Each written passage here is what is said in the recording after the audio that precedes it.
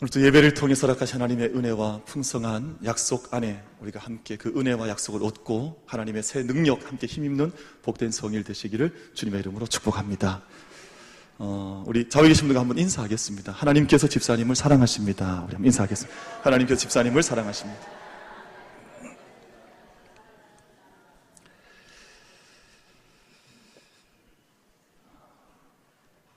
사람이 한번 들어가면 빠져나올 수 없는 감옥을 가리켜서 미궁이라 그럽니다. 미궁.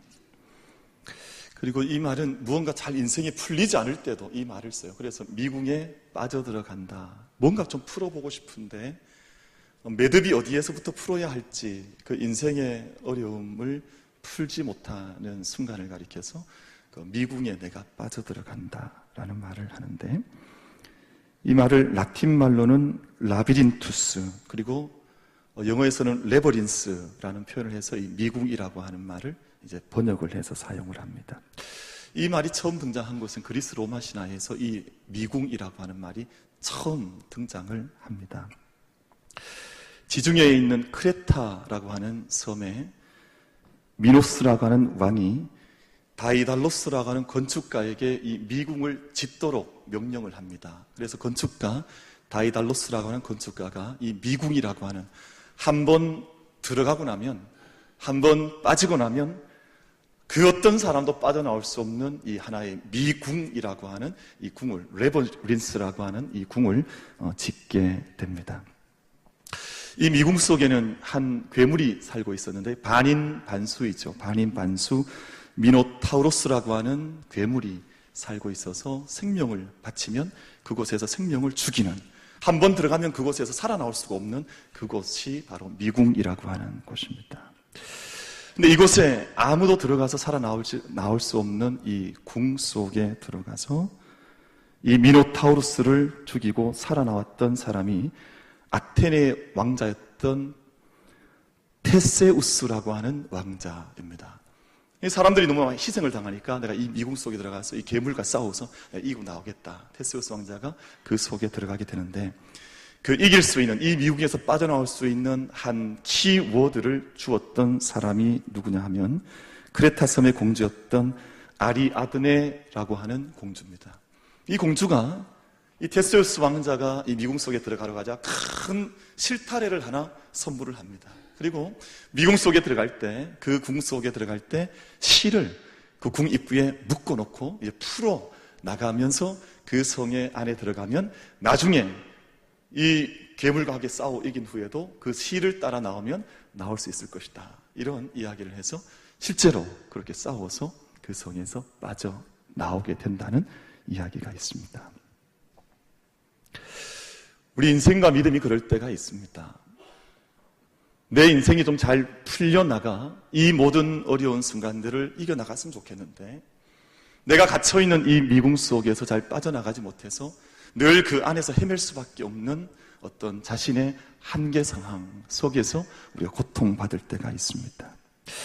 내가 문제를 좀 풀어보고 싶은데 어디에서부터 풀어야 할지, 내가 믿음의 길을 잘 달려가 보고 싶은데 구원은 받은 것 같은데 더 큰 은혜를 어떻게 받아야 할지 사실은 늘 알지 못한 채 좀 답보 상태에 있는 답답한 상황 속에서 자기 가슴만 치며 살아가는 순간들을 우리가 경험할 때가 있습니다. 그때 인생의 실마리가 풀려지는, 좀 믿음의 실마리가 풀려지는 은혜가 그때 필요한 것이죠. 그래서 내가 어디가 내가 출구인지, 어디로 빠져나가야 할지 알지 못할 때 내 믿음의 실타래를 붙들고 나아가서 이 미궁 속에서 빠져나갈 수 있도록 하는 것이 우리들에게 얼마나 소중한 일인지 모릅니다. 신방을 다녀보면 특히 이제 입택하는 가정에는 저희가 이제 화장지를 이렇게 선물로 사서 가거나 아니면 교회가 준비한 상을 이제 준비해서 입택 예배에 축하를 해주고 오는데, 그때 화장지를 사보면 이제 몇 가지 화장지의 종류들이 있습니다. 깨끗한 나라, 그리고 복이 많은 집, 처음 느낌. 근데 요즘 보니까 우리 목사님들과 권사님들께서 가장 좋아하는 화장지의 이름은 잘 풀리는 집이에요. 보통 이제 신방을 가자 그러면 보통 잘 풀리는 집이라고 하고는, 제가 이 지금 화장지를 광고하고 있는 건 아닙니다. 너무 오해하지 마시고 잘 풀리는 집이라고 하는 화장지를 다 좋아하는 것 같더라고요. 그래서 사가는 분도 이걸 좋아하고 또 받는 분도 이 잘 풀리는 집이라고 하는 이 상품을 대단히 좋아하시는구나 하는 그런 느낌을 받았습니다. 여러분, 잘 풀린다고 하는 게 얼마나 귀한 일인지 모릅니다. 어떻게 생각하면 조금은 세속적인 말 같기도 하고 우리 믿음의 사람들이 쓰면 안 될 것 같은 말이기도 하지만 그렇게 생각하지 않으셔도 괜찮습니다. 여러분, 인생의 문제가 잘 풀려지는 것은 얼마나 귀한 일인지 모릅니다. 여러분, 공부를 잘하는 아이가 있지만 공부를 잘하는 아이가 잘 풀리는 아이를 감당할 수가 없습니다. 아무리 공부를 많이 해도 인생이 풀리지 않으면 어떻게 그 인생에 성공할 수가 있겠습니까? 근데 이 아이는 참 좀 부족한 것 같은데 그 인생이 잘 풀려서 한 걸음 한 걸음 그렇게 나아가는 아이들이 실제로 그렇게 인생을 살아가는 아이들이 있거든요. 어떻게 저 아이가, 여러분 요 주변에 그런 아이 없습니까? 어떻게 저 아이가 저 학교에 들어갔을까? 어떻게 저 집 아이가 그 회사에 들어갔을까? 뭐 그런 이야기 할 때가 있지 않아요? 그러니까 인생의 모든 매듭이 잘 풀려나가서 미궁 속에 빠져 있는 인생이 아니라 우리 하나님의 은혜와 사랑 속에 우리는 다 이해할 수는 없어도 하나님 손길 가운데 우리의 인생이 풀려져 나가는 은혜 함께 누리는 우리 모두가 되기를 주님의 이름으로 축원합니다. 아멘 크게 안 하신 분들은 안 풀려서도 괜찮습니다. 뭐 아멘을 크게 하시고 여러분 풀리기 싫으세요? 여러분 잘 풀려나가시기를 주님의 이름으로 축원합니다. 그래야 되지 않겠습니까? 그러면 경기를 아무리 선수들이 많이 준비해도 막 답답해할 때가 있어요. 운동 선수들이 얼마나 운동을 열심히 해서 준비합니까? 그런데 실제로 끼어 들어가 보면 경기가 안 풀리는데요. 그러니까 준비한 건 너무너무 많은데 실제로 경기장에 떡 들어갔는데 너무너무 경기가 풀리지 않는 거예요. 그럼 그러면 얼마나 그 마음속에 불편함이 많이 임하겠습니까? 여러분, 우리의 인생과 우리 모든 삶의 순간순간들과 우리의 사업과 우리의 모든 자녀의 아낄 모든 것까지 주님 앞에서 하나님의 은혜 안에 믿음으로 달려가는 우리 모두를 통해서 아름답게 또 풍성하게 풀려지는 은혜가 임하게 되기를 주님의 이름으로 축원합니다. 묶여있던 것들이 풀려져야 되잖아요. 내 앞에 답답했던 것들 풀려져야 하지 않습니까? 여러분, 믿음 안에 막혀있던 모든 것들도 우리가 넘어가 이겨나가서 풀어나가는 은혜, 모든 것들이 주님의 손 안에서 해결되는 그런 은혜가 우리 모두에게 임할 수 있게 되기를 간절히 바랍니다. 그 말씀이 실제로 있습니다. 전도서 말씀 가운데 9장 11절 말씀을 보면 빠른 경주자라고 선착하는 것이 아니래요. 여러분, 우리 세상의 논리를 따르면 빨리 달리면 빨리 도착하는 게 맞잖아요. 그런데 빠른 경주자라고 빨리 달릴 수 있는 사람이라고 해서 선착하는 것이 아니요. 용사라고 해서 전쟁에 승리하는 것이 아니요. 다윗과 골리앗을 보십시오. 결과는 골리앗이 이겨야 하지만 그 작은 어린아이가 용사도 아니요 목동인 아이가 승리하지 않습니까? 용사라고 전쟁에서 승리하는 것이 아니요. 지혜자라고 식물을 얻는 것이 아니요. 명철자라고 재물을 얻는 것이 아니요. 지식인이라고 은총을 얻는 것이 아니다. 라는 말씀과 함께 무슨 결론을 주냐면 하나님께서 주시는 시기와 기회가 때가 있다 그렇게 말씀합니다.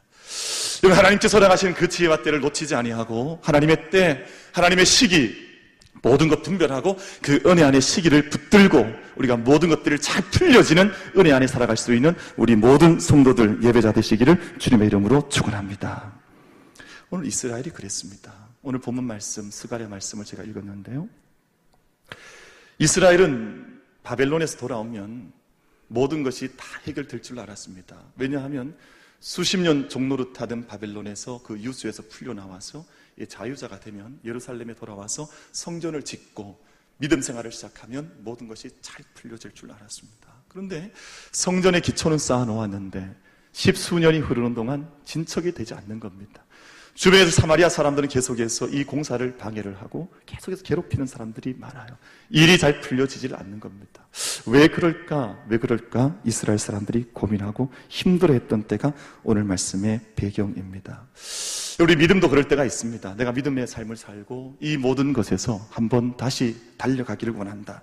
내가 이 모든 나를 묶고 있던 모든 것들, 내가 기초는 쌓아놓은 것 같은데 그 다음 가는 과정을 내가 좀 더 아름답게 내가 풀려나가거나 다시 이 집을 세우거나 내 믿음의 집을 좀 더 견고하게 세워나가기 원하는데 내가 이 실매듭을, 이 실마리를 어디에서부터 풀면 내가 이 미궁 속으로부터 빠져나갈 수 있을까 하는 것이 오늘 본문 말씀 속에 드러나고 있는 기도의 제목이기도 하고 스가랴 말씀의 주제이기도 합니다. 오늘 세 가지 가정을 말씀을 통해서 저희가 함께 나누고 우리 마음속에 좀 담고 저희가 또다시 우리의 세상 속에, 믿음의 세상 속에 달려나가서 우리가 이것을 도전해보고 또 실천해보고 우리가 이 말씀을 따라 살아보기를 원해서 세 가지 말씀을, 주제를 따라서 전하고자 합니다. 첫 번째는 믿음의 삶을 산다고 하지만 세상에 너무 많은 일에 취해져 있어서 세상에 취해 있는, 우리 술에 취한다, 마약에 취한다, 게임에 취한다 하는 것처럼 세상에 너무나 깊게 너무 강력하게 취해 있다 보니 믿음의 잠을 자고 있으면서도 그 잠을 깨지 못한 채 자꾸만 내가 이 미궁에서 빠져나가기 원한다 생각하는 사람들이 있습니다. 여러분, 세상 일에 취해서 세상 일에 정말 여러분, 마취약은 무섭잖아요. 마취라고 하는 것은 조금만, 지난 언젠가 그 김정은의 형이었던 그 형이 조그만 약에 취하니까 생명이 잃어버리는 것 아닙니까? 세상에 취하는 것도 마찬가지입니다. 세상에 때로는 두려움에 취하기도 합니다. 세상이 너무 두려우니까. 여러분, 우리가 기절한다 그러잖아요. 기절한다. 왜 기절합니까? 너무 충격이 크니까 잠시 스스로 자기를 지키는 것이 기절이에요. 스스로 자기 신체 메커니즘 자체가 그냥 순간 의식을 잃어버리게 만듭니다. 세상의 두려움에 취하는 거예요. 두려움, 세상을 직면할 수 없는 겁니다. 그리고 어떤 사람들은 반대로 세상의 기쁨에 너무 취해 있습니다. 세상의 즐거움이 다인 것 같아서 세상에 먹는 것, 매일 고민이 어디 가서 뭘 먹을까? 세상에 자는 것, 세상의 옷, 세상의 차량, 세상의 모든 물질 속에 그냥 취해져 있어서 도대체 이 모든 것들 속에 염려하고 이것들 때문에 근심하고 이것들 때문에 생의 모든 절대 다수의 시간을 여기에 다 던져 넣어서 이 가운데서 헤어나지 못하는 세상의 잠에 취해 있는 사람들이 얼마나 많은지 모릅니다. 세상 일에는 쉽게 끼어 있으나 하나님의 일에는 깊이 잠들어 있는 사람들, 영적인 관점에서는 완전히 이게 전도되어져 있는 것 아닙니까? 그럼 드라마 열심히 보는 분들이 계시더라고요. 그래서 드라마 재밌는 거 한 번씩 보는 건 필요한 것 같아요. 그런데 드라마 보려고 밤 11시, 12시, 새벽 1시까지 잠을 안 주무셔도 문제가 없는 것 같더라고요. 근데 우리가 철야 기도 한번 하자 그러면 기도의 자리에는 어떻게 11시에 잠을 안 잘 수가 있습니까? 막 이렇게 대답을 하시거든요. 지구 반대편에서 벌어지는 축구 보기 위해서는 새벽 2시, 보통 이제 반대편에서 축구가 이루어지니까 그때는 잠을 깨어 있습니다. 근데 새벽 기도 한번 하자 그러면 아니 어떻게 새벽 기도를 할 수 있냐, 그 시간에 일어나서 축구는 보시고 드라마는 보는데 하나님의 일에 좀 깨어 있자 그러면 하나님의 일에는 마치 깨어 있으면 안 되는 것처럼 세상 일에는 시컷 품뻑 젖어 있으면서도 하나님의 일에 대해서는 깊이 잠들어 있는 상황입니다. 여러분, 전도된다는 말이 있죠. 전도된다. 이게 처음과 끝이 뒤바뀌었다. 주객이 완전히 전도되었다 하는 것입니다. 세상을 이끌어 가시고 세상을 만드시고 창조하시고 구원하시는 분이 하나님이시라면 하나님의 말씀과 하나님의 질서를 따라 우리 삶이 질서 잡혀져야 하는데 완전히 거꾸로 되어져 있는 거죠. 그럼 그런 이야기 있잖아요. 사막에서 낙타가 너무너무 밖에 한 데에서 추운 사막 바람에 맞으면서 추워 잠을 자고 있으니까 이 주인이 너무 마음이 안 된 거예요. 그래서 사막에서 자고 있는 낙타를 얼굴만이라도 좀 이 텐트 안에 좀 와서 얼굴만이라도 따뜻하게 하라고 이렇게 데리고 들어왔더니 한 몇 시간 지나고 나니까 주인은 밖에 있고 낙타가 안에 들어와 있다 그러잖아요. 이게 완전히 주객이 전도된 거예요. 완전히 세상에 빠져 있는 세상의 잠에 취해져 있어서 하나님에게는 깊은 잠을 빠져 있는 상태입니다. 여러분, 이런 비근한 예는 얼마든지 많이 얘기할 수가 있습니다. 사람이 돈을 위해서 만들었는데 오늘 이 세대 사람들은 오히려 돈의 노예가 되어 있습니다. 돈으로부터 절대 자유할 수 없는 사람들, 현대인들. 여러분, 우리가 몸을 보호하기 위해서 옷을 만들었지 않습니까? 근데 그 너무 좋은 옷을 입고 살아보다 보니까 내가 옷을 보호하는 신세가 되어져 있어요. 도리어 내가 옷을 지켜야 하고 보호해야 하고. 우린 집을, 우리가 안식처를 얻기 위해서 집을 우리가 마련하고 살아가는데 집이 너무 좋은 것들이 안에 막 감춰져 있다 보니까 도리어 내가 집을 지키는 신세가 되어져 있습니다. 모든 것들이 사실 삶을 가만히 들여다보고 있으면 내가 이 모든 것들로부터 은총을 받아서 살아가고 있느냐, 내가 누리고 있느냐, 아니면 내가 이 모든 것들을 지키기 위해서 그저 내 인생을 소비하며 내 인생을 허비하며 살아가는가 하는 것을 좀 진지하게 물어봐서 무엇이 전도되어 있진 않은가 도대체? 내가 세상 일 때문에 내가 정말 귀한 것을 잃어버리고 있진 않은가? 이에 대한 질문들을 던져봐야 하고 답변을 우리가 해야 할 필요가 있다 하는 것입니다. 여러분, 우리 교회는 그렇진 않습니다만 우리 교회는 참 늘 항상 감사하죠. 고맙지요. 하나님께서 하나님 앞에 기도하는 이들도 있고 정직하게 달려가려고 하는 정말 천사 같은 분들도 있고 우리 교회 안에 공동체 안에 정말 감사한 일들이 많이 있습니다. 하나님께서 생명 주시기 위해서 구원 주시기 위해서 교회라고 하는 공동체를 만들어 주셨는데 우리가 때때로 소식을 듣지 않습니다. 가슴 아픈 소식을 듣지요. 교회 안에 분열이 일어났다. 교회 안에 갈등이 있다. 우리가 여기에 주신 천국을 실천하라고 주신 성도 사이에 미움이 있다. 여러분, 그건 완전히 두 개의 변화된 거거든요.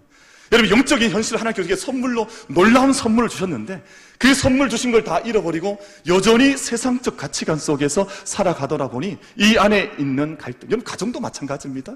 가정도 마찬가지요, 교회도 마찬가지요, 우리에게 주신 이 모든 삶의 터전도 마찬가지요. 은혜로 주신 것을 우리가 전도시키지 말고 거꾸로 뒤집지 말고 그 은혜의 하나님의 현실 속에서 영적인 눈을 반드시 떠서 끼어서 살아갈 수 있는 우리 모두가 되기를 주님의 이름으로 축원합니다.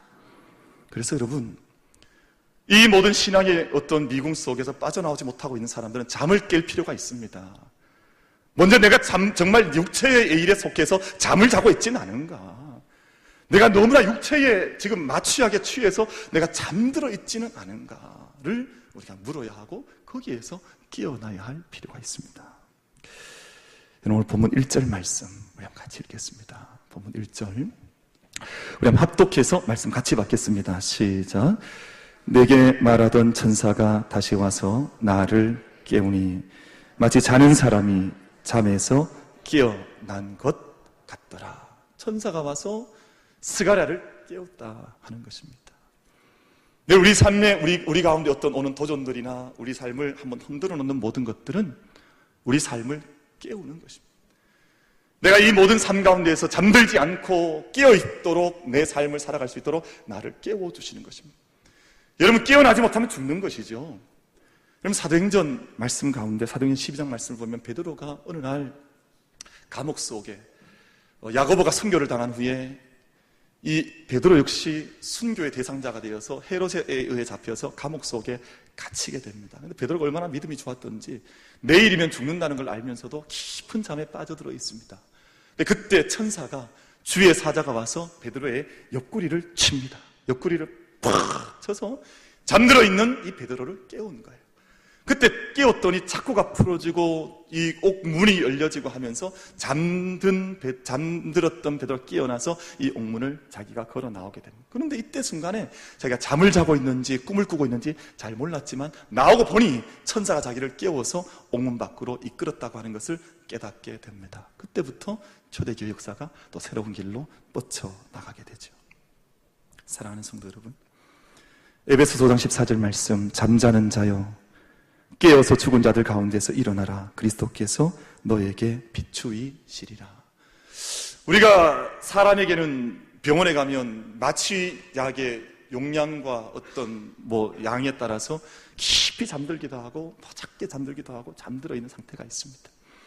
여러분, 우리 믿음의 상황은 어떻겠습니까? 믿음의 자리는 어떻겠습니까? 우리 모든 믿음에 우리 살아가는 모든 인생의 저마다의 자리에서 오늘 이 말씀처럼 잠자는 자여 깨어서 일어나라. 우리가 산 가운데에서 그냥 매몰되어져 있는 미궁 속에서 빠져나오지 못하는 그런 인생들이 아니라 이미 하나님께서는 우리에게 빛을 비춰주시고 우리에게 인생의 실타래를 풀 수 있는 길을 열어주셨으니 우리가 그 하나님의 실타래를 부여잡고 하나님의 빛을 따라서 우리가 걸어나가 모든 잠에서 깨어 일어나 주님과 함께 우리의 길을 걸어갈 수 있는 만민의 모든 성도들 다 되시기를 주님의 이름으로 축원합니다. 잠에서 깨어 일어났던 스가랴 선지자가 숭금 등대 환상을 보게 됩니다. 숭금 등대가 하나가 앞에 보이는 거예요. 그 숭금 등대 가장자리에 뭐가 있냐 하면 기름 그릇이 있는 겁니다. 그리고 기름 그릇 주변에 작은 등잔이 7개가 있습니다. 여러분 한번 생각을 해보십시오. 한번 상상해 보시면 되죠. 그러니까 등대가 있는데 제일 위에는 기름 그릇이 있고 그 기름 그릇 주변에 7개의 작은 등잔이, 옛날에 우리 호롱불처럼 등잔이 7개가 놓여져 있습니다. 그리고 이 기름 등대로부터, 기름 그릇으로부터 흘러나오는 기름이 계속해서 흘러나오니 이 주변에 있는 7 작은 호롱불 같은 등잔이 불을 밝히고 있는 것입니다. 여러분, 문제가 이것입니다. 우리가 세상 가운데에서 길을 잃어버리지 아니하고 믿음의 길을 계속 가려고 하면 이 기름 그릇으로부터 이 등잔에 계속해서 기름이 흘러나오는 것처럼 우리 믿음의 사람들에게 공급자가 계시다고 하는 것을 믿음으로 믿어야 합니다.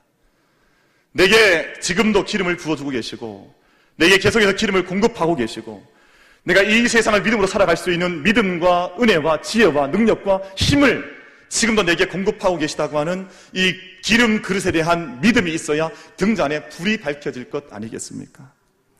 사랑하는 성도 여러분, 전쟁에 나가 있는 보병은 보급 부대가 있어야 합니다.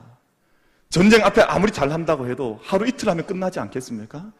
계속해서 뒤로부터 공급하는 자원이 와야 하고 무기가 와야 하고 물질이 와야 하고 모든 것들이 들어와야 앞에서 전쟁을 하든 뭐 버티든 뭐든지 할 것 아닙니까? 만약에 보급로가 끊어져 있다고 하면 이 부대는 그냥 죽은 거죠. 그냥 도관에 들어간 쥐가 되어서 하루 이틀 버티다가 죽을 수밖에 없겠죠. 그러니까 우리는 이 공급받는 것을 계속 해야 합니다. 그럼 보병이 아무리 잘 싸워도 뒤에서 포가 지원하지 않으면, 계속해서 이 진로를 열어주는 포가 계속해서 터져주지 않으면 어떻게 이 부대가 앞으로 진격해 나갈 수가 있겠습니까? 그리고 우리 믿음의 삶에서 가장 중요한 것은 이 말씀처럼 큰 기름 그릇이 준비되어져 있으면 이 관이 막히지 아니하여서 이 기름 작은 등대들을 향해서, 등잔을 향해서 계속해서 기름이 흘러나와야 밝은 불이 계속해서 빛이 날 수가 있습니다. 사랑하는 성도 여러분, 우리 가운데 공급자가 계심을 믿음으로 우리가 확신하면서 아무리 미군 같은 곳에 빠져 있다 할지라도 나를 이끌어 주시는 분, 내게 이 길을, 빛을 비춰주시는 분, 일어나라 빛을 발하라고 하신 이 말씀을 따라 내가 길을 걸어가고, 내가 이 말씀을 따라갈 때 끊임없이 나에게 힘도 주시고 지혜도 주시고 나에게 이 길을 걸어갈 수 있는 능력도 주시는 공급자가 계시다고 하는 것을 우리가 믿음으로 고백하면서 이 길을, 우리 믿음의 길을 우리가 담대하게 이 어두운 세상을 이겨나갈 수 있는 은혜가 우리 모두에게 임할 수 있게 되기를 간절히 바랍니다. 여러분, 그래서 이 등대 옆에 감람나무 2그루가 서 있었다 그래요, 오늘 말씀에 따르면. 그런데 스가랴 선지자가 보니까 자기가 뭔지 모르겠어요.